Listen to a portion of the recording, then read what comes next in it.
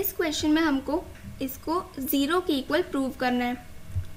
यहाँ पर हमारे पास एक तो ये 2 cos A into cos B वाली टर्म है। इसके लिए हमारे पास एक फॉर्मूला होता है 2 cos A cos B का, जो कि हमारा होता है cos A plus B plus cos A minus B के इक्वल।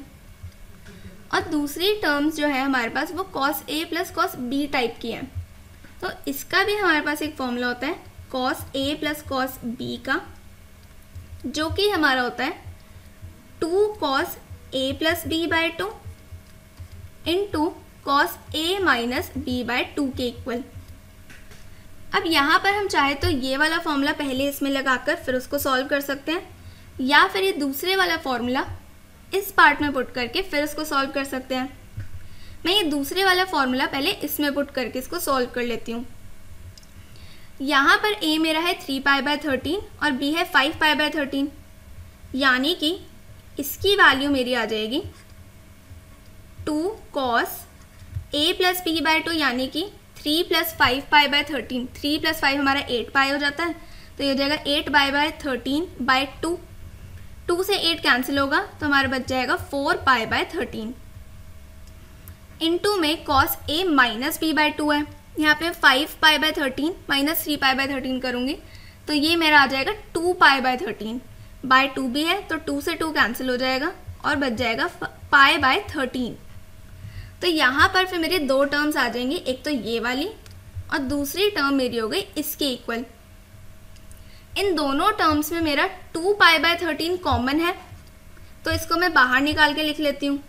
तो ये हो जाएगा 2 cos π/13 और अंदर बच जाएगा cos 9π/13 प्लस यहाँ पर मेरा बच जाएगा cos 4π/13।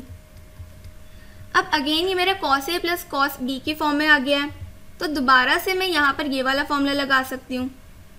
दोबारा से यहाँ पे ये वाला फॉर्मूला लगाएंगे तो ये हो जाएगा, पहले तो ये एज इट इज़ लिख लेते हैं। यहाँ पर अब हमारा एक एंगल है 9π/13 और दूसरा है 4π/13। इन दोनों को ऐड करेंगे तो 9 प्लस 4 हमारा 13 के इक्वल होता है, तो ये 13π/13 हो जाएगा।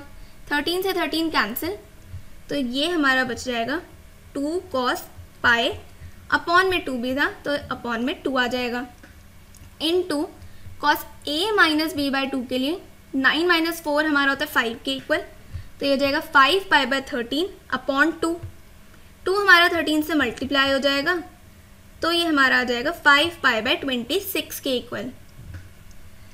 अब यहाँ पर ये जो cos π/2 है इसकी वैल्यू हमको पता है, जो कि हमारी 0 के इक्वल होती है, और ये टर्म इस पूरी टर्म के साथ मल्टीप्लाई हो रहा है, यानी कि ये पूरी ही टर्म हमारी 0 के इक्वल आ जाएगी, और यही हमको प्रूव करना था, यानी कि ये हमारा प्रूव हो गया। अब यहाँ पर हमने पहले ये वाला फॉर्मूला लगा के सॉल्व किया था, सिमिलरली हम ये वाला फॉर्मूला पहले लगाकर भी इसको सॉल्व कर सकते हैं। यहाँ पर जब दूसरे वाला फॉर्मूला हम पहले लगाएंगे LHS में, तो ये टर्म हमारी बन जाएगी इसके इक्वल। अब यहाँ पर सारे कॉस हमारे ऐड हो रहे हैं, तो अब यहाँ पे हम cos A plus cos B वाला फॉर्मूला लगा सकते हैं।